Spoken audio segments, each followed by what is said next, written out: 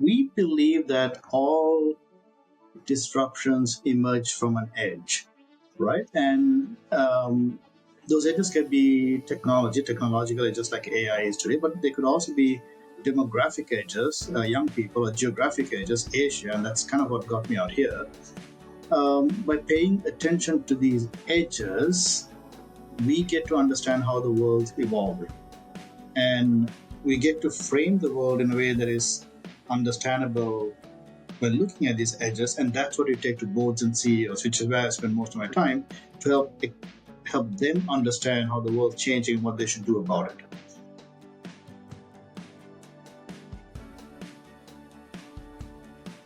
Welcome to the Pioneers of Possibility podcast, the podcast where we explore the lives and the lived experience of our guests and that enable them to change the world themselves and the communities that they serve. I'm your host, Kareem Afzal, and I'm really thrilled here today to have our guest, Duleesha Kulasooriya, with us. I apologize if I mispronounced your name. Welcome, Duleesha. Thank you for having me. I've been a big fan of it. I've been watching it from afar, and I'm excited to be part of this journey. So, Duleesha, tell us a bit about yourself, what you do, and a bit about your family background and how you got there. So right now, I'm speaking to you from Singapore. We met many years ago in Philadelphia. I work for Deloitte. I'm a partner with Deloitte. I do two things in that role. I lead a futures think tank called Center for the Edge. I'll explain the word edge in a little bit more. And I run innovation. I own innovation for our Asia Pacific firm, everything from China, Japan, down to Australia and everything in between. So those are my two roles. I was born in Sri Lanka, grew up there, went to college in the US to Swarthmore, a small liberal arts school close to Philadelphia. Went on to work at Deloitte. I joined at Deloitte and then went to business school at Wharton, also in the Philly area. I came out, went back to Deloitte, worked in Philly for many years, moved to San Francisco, and then 6 years ago moved to Singapore. So there are many moments along the way as to why, what, and all that.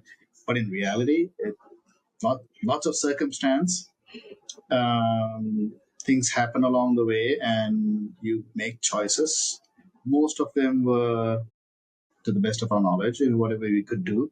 But then once you do, just lean into it. And even what I do today with the think tank and running innovation wasn't something I'd imagined or planned for. Kind of came across them, but when I did, because I've always led life with a sense of curiosity and found it compelling, I would lean into it. And that would enable new things and new things and new things to happen, which would just, it's a rabbit hole in some sense, in some ways. And they've been fun rabbit holes. Some of them led to dead ends, and you kind of work your way back. But it's definitely been a journey of circumstance, some choices, some people guiding along the way. That's great. So the Center for the Edge. Tell us about that. What is the edge? Yeah. So we believe that all disruptions emerge from an edge, right? And those edges can be technological edges like AI is today, but they could also be demographic edges, young people, or geographic edges, Asia, and that's kind of what got me out here. By paying attention to these edges, we get to understand how the world's evolving. And we get to frame the world in a way that is understandable when looking at these edges, and that's what you take to boards and CEOs, which is where I spend most of my time, to help them understand how the world's changing and what they should do about it. And it's the Center for the Edge. Now, it would be easy to assume that technology is the driver, and it is, but what's most interesting about edges, the true innovation, is human ingenuity in either harnessing technology or dealing with technology. And that's where we find the most interesting stuff. It's people who live on those margins, the makers in Shenzhen, the craftspeople in Japan. People are like, they're the ones who think a little bit different. They think a bit weirder. They ask weird questions. They don't wait for permission. They go build things, do things. Even in San Francisco, like all the things that came up. I mean, whoever would imagine you could start a whole company on 42 characters, Twitter, right? I mean, all the things where I said like, oh, that's a really stupid idea, but you go ahead and do it. We think about this edge today, right? In technological innovation, we hear AI, the future of work, automation, robotics, things that have the potential to replace things that humans have been doing for the last 1,000 years and really for the last 100 years. How do you see people responding to this? How the future of work and the potential disruption in our lives is pretty dramatic. It depends on where people are and how grounded they are. So we got to unpack this in many different ways, right? For those who have a deep internal conviction of something, they lean into it. They love this. They love change. They can go after it, and in some sense, that's their privilege.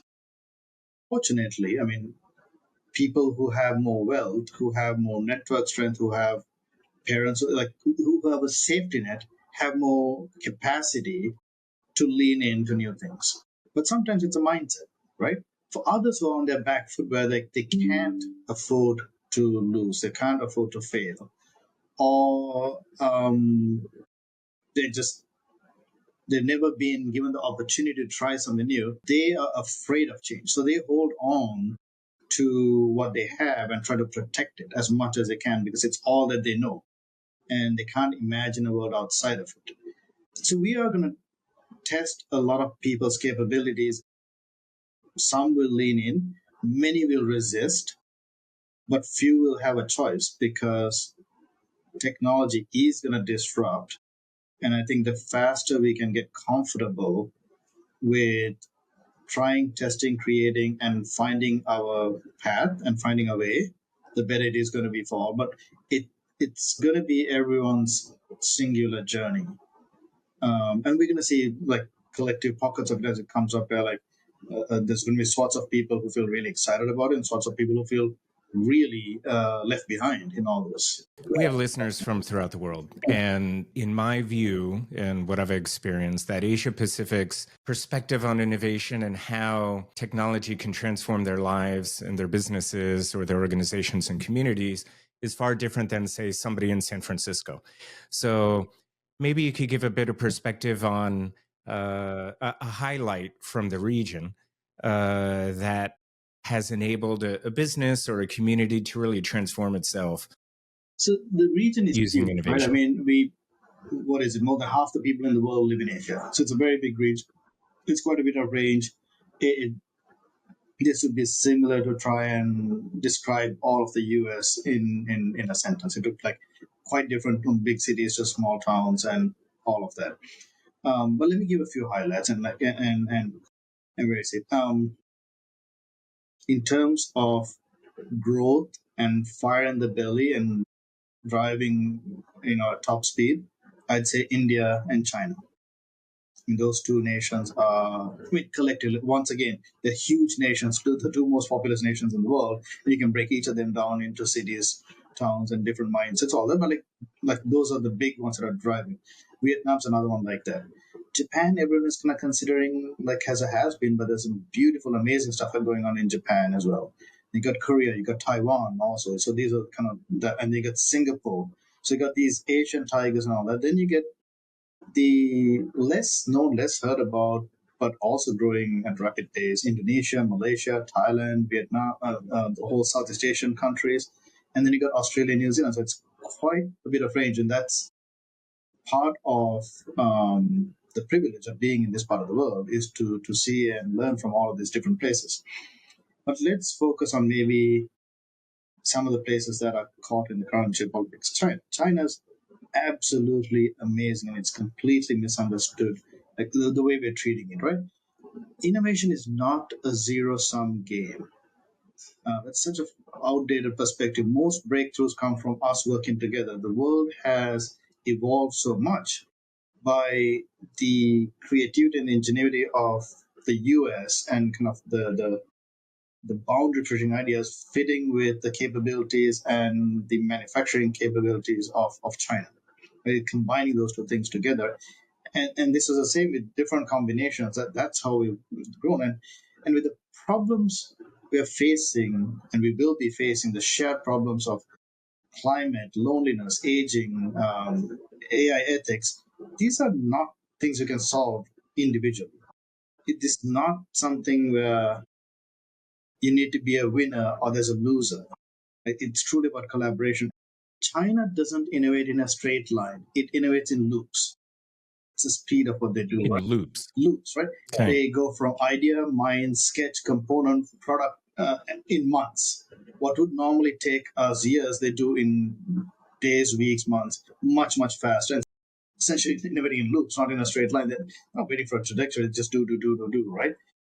And they also don't innovate as individuals, they innovate as ecosystems. They've got all the layers from the suppliers, the factories, the tinkers, the smarter, all the layers, and they all work well together. It's a well oiled machine. So the speed of change is different. And the coherence that you see there is very hard to replicate.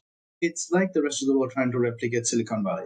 One example of the China ecosystem that people who have not been to China really don't understand is the e-mobility Yeah, space, right? yeah. So if you look at the last 6 years in the ecosystem from a policy perspective, how they issue license plates to encourage consumer behavior to buy EVs as opposed to something that may be a little less expensive, to Xiaomai, right? So Infrastructure, everything. the I mean, Apple a gave up cell on phone advertising after company. 10 years of trying to do it, and Xiaomi, a phone maker, in 3 years came up with an incredible EV that sold out, literally sold out 50,000 units in minutes. Like it's like they were like it was like selling phones, and that's exactly the way they sold the cars, and it sold out in minutes, and they're incredible cars, and that's the ecosystem. They're looking for new markets, right? So Yeah, they certainly have lots of capacity for China, one of the biggest consumer markets in the world, but they have now exported these technologies. I was just in the Middle East, and 30% of new vehicle sales are going to Chinese company, BYD G-Tour, is the biggest Xiaomai, car company in the world. It BYD. isn't already; it will be soon. And but so many years ago, 10 years ago, I was tracking the maker movement in it, across the world, and that's what first took me to China on a consistent basis. And at that time, there was this thing called the solo wheel, which was kind of this unicycle, electric unicycle that was invented by an inventor in Washington State, and within months, 6 months in China, you could find all kinds of versions. And we were curious, like, how do you do that?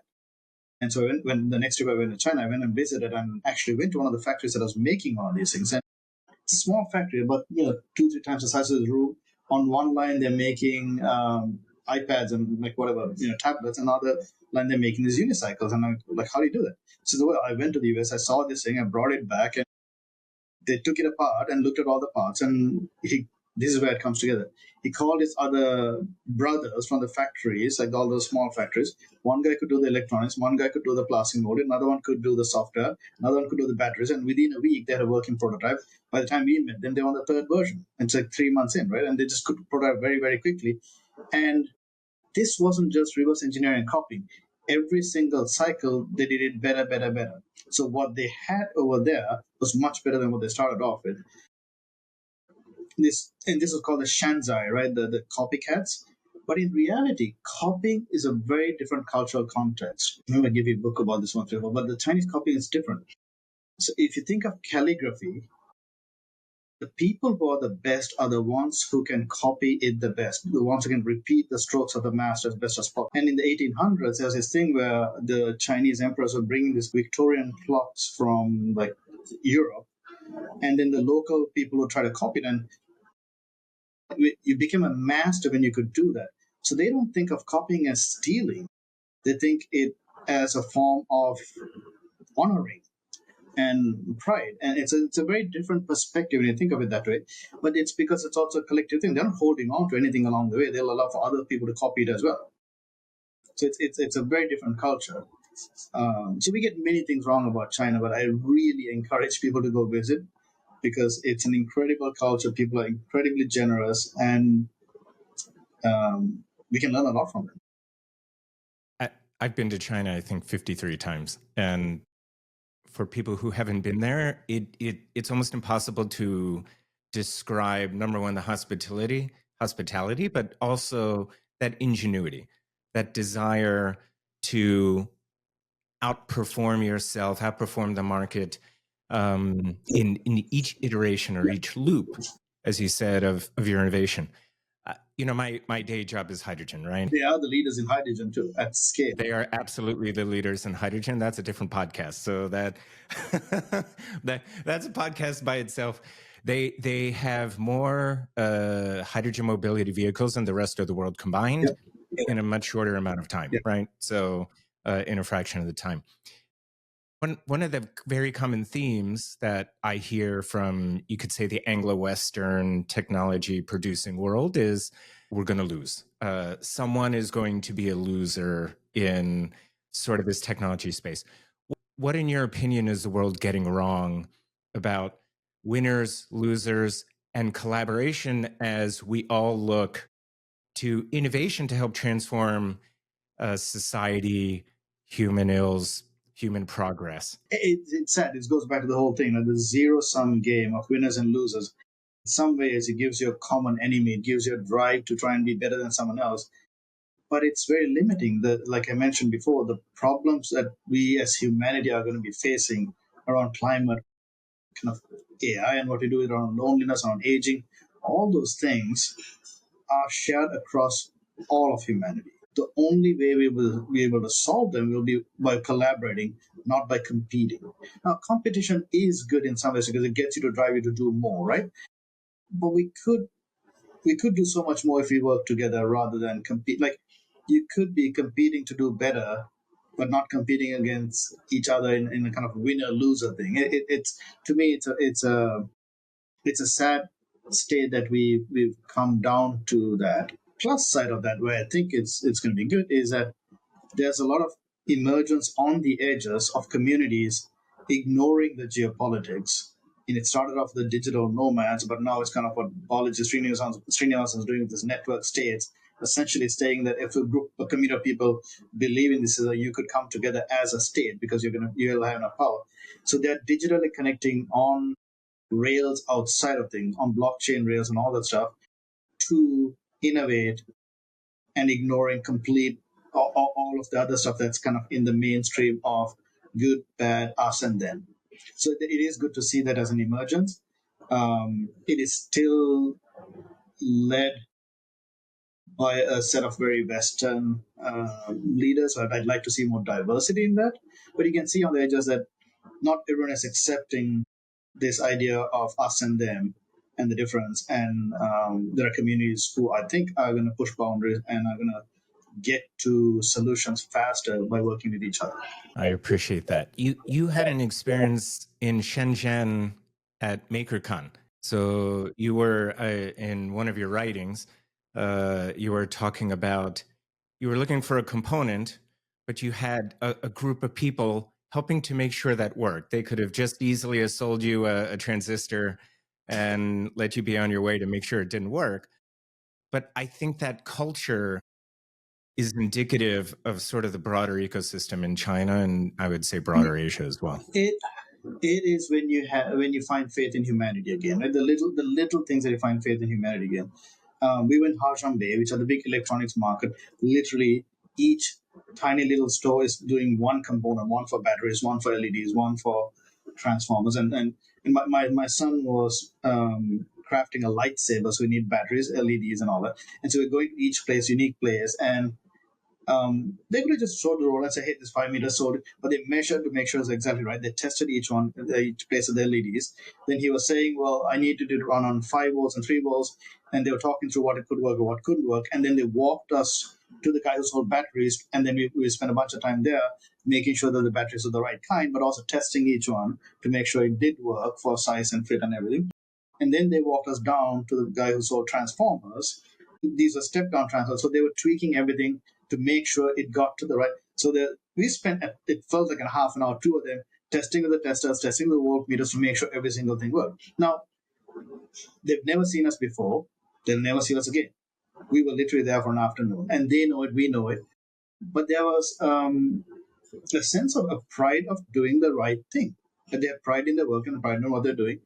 And that was palpable. And like you said, these are the little things that make you find faith in humanity again, right? But it's an extremely generous society in that ways, in many ways.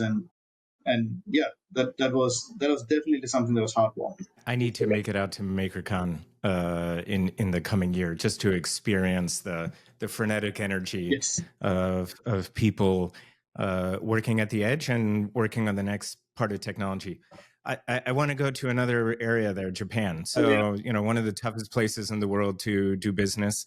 In another one of your writings, you talked about a culture that refuses to choose between the new, the Yes. innovation, and the old.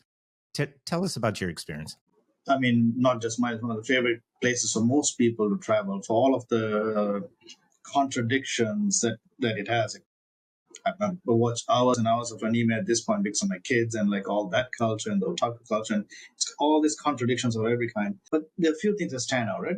The obsession, the OCD level obsession with craftsmanship is incredible from everything. Even if you go to a 7-Eleven, like it's beautifully packaged. The obsession about hospitality, it's to a point where it's kind of ridiculous. So in Japan, craftsmanship is one of innovation through devotion, right? They really like believe in doing the best, not for anyone else, just because they want it to be the best. Whether it's a coffee, whether it's a tea, whether it's anything that they do. Robotics is kind of an innovation in precision, right? Yes, China's making more robots, but like the level of precision that they take to that is incredible. And so yes, it is a country that's refusing to make a choice between innovation and care and craft. And it's beautiful in a way. It's like that balance that you could modernize without losing your soul. Um, but yes, you are right. It is one of the most frustrating places to be doing business in for many reasons. But when you step out of that, it is such an enjoyable place to be in, because there's beauty everywhere you look around. Beauty in the way people behave, beauty in the way people create, and how it's an incredible place for all of that. One of our director of Japan frequently talks about proper business manners, right? And not to give us a lesson, but as an overarching theme that okay, this company is not necessarily the right people to do business with because they don't have proper business manners, right? But manners in society, right? You don't eat while you walk. You don't jaywalk. I'm the stupid American. While I'm running at 5 a.m, there's somebody standing there with their briefcase waiting for the walk sign. I look once or twice, and I may, in my impatient Americanism, Yeah. So you get run across the street. Foreigners get a pass.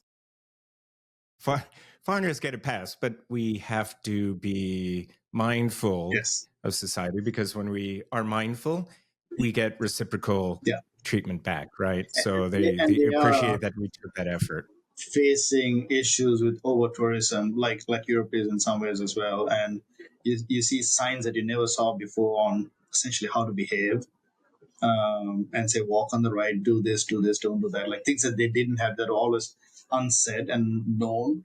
They're having to be explicit, but it's all part of the journey of us learning from each other. My son and I are going there for 9 days to ski. Best snow on earth, driest powder on earth. So we're going to Hokkaido and Nozawa Onsen. It's a really small area, but 15 free onsens, the hot springs in the middle of town. So it'll be a fun time. Little known fact: Japan is one of the snowiest places in the world. Yeah, they're getting dumped on now, right? So they get the cold Siberian winds that blow over the Sea of Japan, and they just stop at the mountains, and it never stops snowing. So we went it's last year, really. And I went skiing after decades, and that was definitely a humbling experience, never to be repeated again. I'll let the kids do it. Let the kids Stay in Singapore. The skiing days are over. So you took a year off writing. So and you just restarted again. Yeah. So tell me about what you learned about yourself and what you learned about your writing in that time off. Yeah, the writing was fun at the beginning. It was trying to give people a glimpse of the world I live in. So then my first pass of the newsletter was like edges. So every week I'd say like 3 to 5 different edges, some with technology, some with humans, some with geography, just to show the range of things from different countries, different places. And it was fun to go do these things. Then it became a bit of a chore. Like every week, like, oh god, I gotta find 5 things. I guess it's the right one. It's the right mix. Oh, but people are doing it. Like it became a bit too much performative. Where I was like, oh, but is this gonna be hit and that? And I must say, like once you start doing this, like writing is also quite vulnerable. You're putting yourself out there, and you get into this thing just like social media, like clicks. Do I get the clicks? Do I get the likes? And it's I didn't like that. And he got into it, and then just life got busy. We did work and everything, and I stopped. And it is like going to the gym and stopping once you get off. It's really hard to get back on, and this happened longer and longer and longer. But along the way, AI also came along, which then you saw a lot of a proliferation of writing, which is like, oh well, it, I'm not adding any value to the mix. It's all the same. You can easily find these things, and you can easily create a newsletter by just using AI and all that. So then it went from okay, I stopped because I got too busy. I didn't feel that I was adding value if I did the same thing, and it took me a while to find my voice. And I'm not sure that I found it yet, but I needed to do something different. And part of that is I needed to slow down. I needed to slow down, and it was spending 11 days in Japan, which is longer than most of my business trips are 3 to 5 days, maybe 7. That actually made me slow down and because I had a weekend in between, I was traveling to places. I saw the craftsmanship, the Kojima jeans, all the little stuff. That's what got me back into it. And yeah, it's one of my favorite quotes that I mentioned, like from Gandhi. There's more to life than increasing its speed. And I'm in the world of speed with edge, speed, speed, speed, and like that slowing down and looking inward, introspection was helped me find okay, maybe this is something different. I'm still testing it. I'm only like 3 or 4 weeks in, so let's see if it works. But it feels better. It feels more human. It feels yeah, it feels better. It feels good. I'm still caught up in the likes and the things that I'd like not to pay attention to. So I gotta find a way to blank that out. But it's good. Let's hope I can keep it up. I'd like to encourage listeners to check out your writing because the 3 that you've done so far, I found incredibly tender and full of humanity. And, 2 are on Japan ish, and 1 was on the maker movement in Shenzhen. And it really had an incredibly human touch to it. A quick read, but it really got the theme across. Oh, thank you. Certainly the theme of slowing down. And let's talk about that, right? So as technology advances, as we're working on the edge at lightning speed, how do we maintain our humanity? How do we maintain a groundedness, in your opinion, as we move forward? Yeah, most people unfortunately slow down when they hit a crisis. It's like the loss of a loved one. It's the loss of a job. It's getting a bad health. That's when you end up stopping, pausing, and saying, "What am I doing? Like, what's this all for?" Right? And that's unfortunate. But that's what makes us slow down because you're just busy being busy. So if you came up with a tradition of prayer or meditation, those are things that kind of anchor somewhere in you that there's a different way, and maybe you find your way back into that. But mostly, we with modern society, we moved away from a lot of those rituals as well that we had in the past as expectations. So we got to find our new ways around it. And I've had my own journeys around this. Burning Man and going there was something that I went for the fun and found something else. It was an incredible set of stories around that. I did spend a good amount of time exploring different plant medicines and those are ways as well, and done a bunch of other retreats. So they've been intentional in some ways to slow down, but I think we all have to figure out our own journey of slowing down.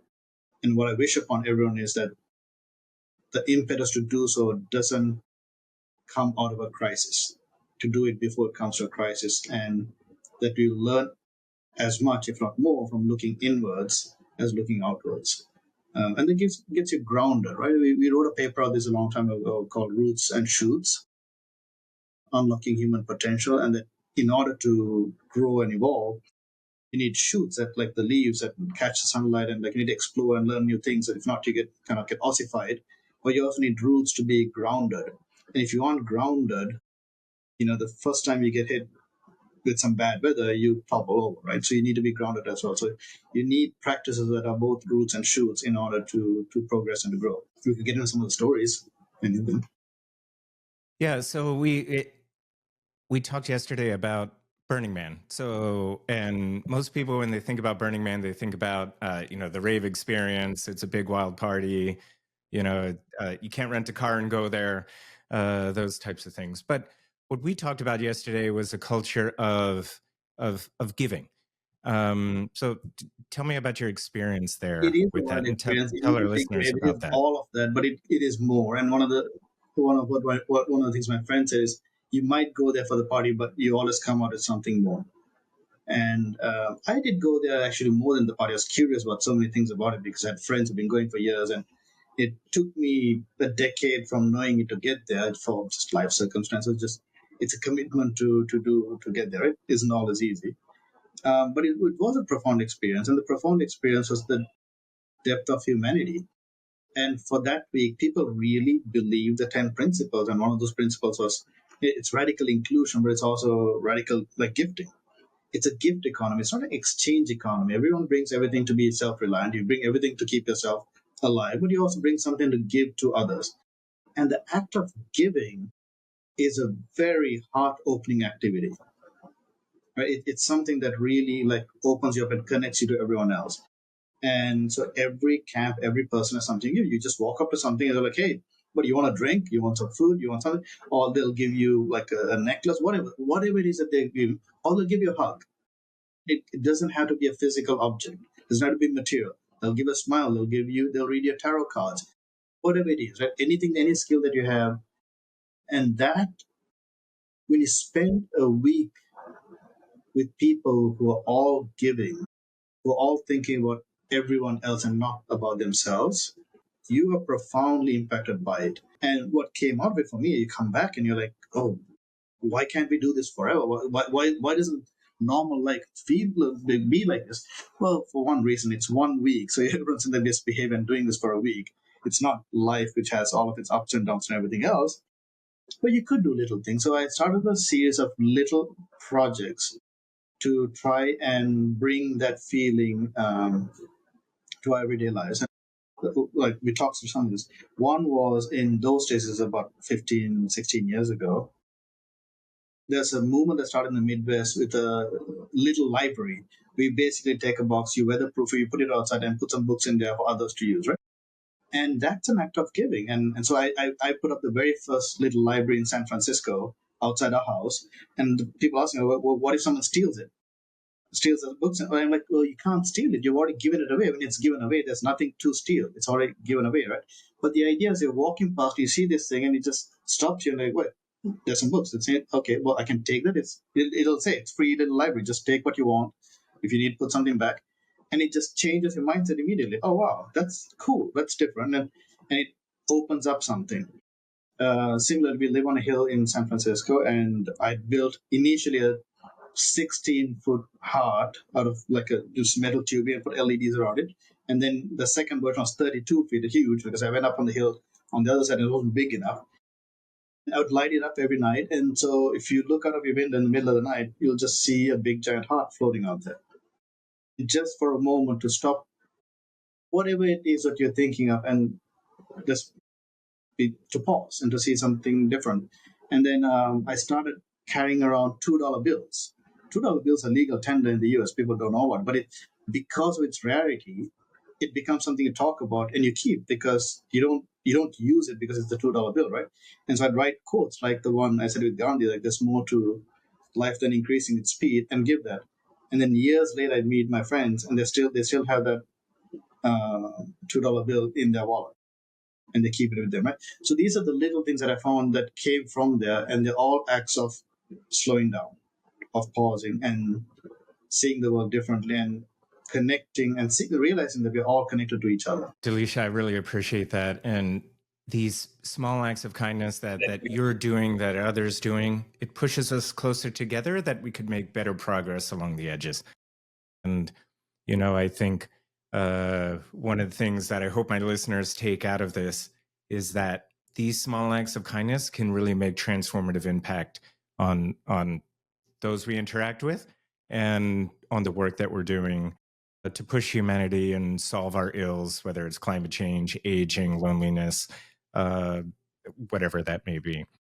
With that, Duleesha, I want to thank you very much for joining us. Thank you for sharing your insights, and it's been really a pleasure having you. Thank you for having me. And if anyone is headed to Asia, be it Singapore, China, Japan, India, anywhere in the region, feel free to hit me up on LinkedIn and send me a note, and I'll try to help you along with what to see, what to do. And if I could, love to meet you. That's great. We'll put that in the show notes. Thank you, Duleesha. Thank you, Kareem. Really appreciate bringing me on this. This episode of The Pioneers of Possibility has been produced and edited by Danny Vagnoni, with music credits going to the artist known as Sahari, and artwork for our podcast is presented by the artist known as Layla. I'm your host, Kareem Afzal. Thank you for listening. If you like this episode and you would like to hear more from future episodes, please follow us on Apple Podcasts and Spotify, and click the subscribe button on YouTube. And please leave a comment so we can engage our listeners. Thank you very much. See you next time.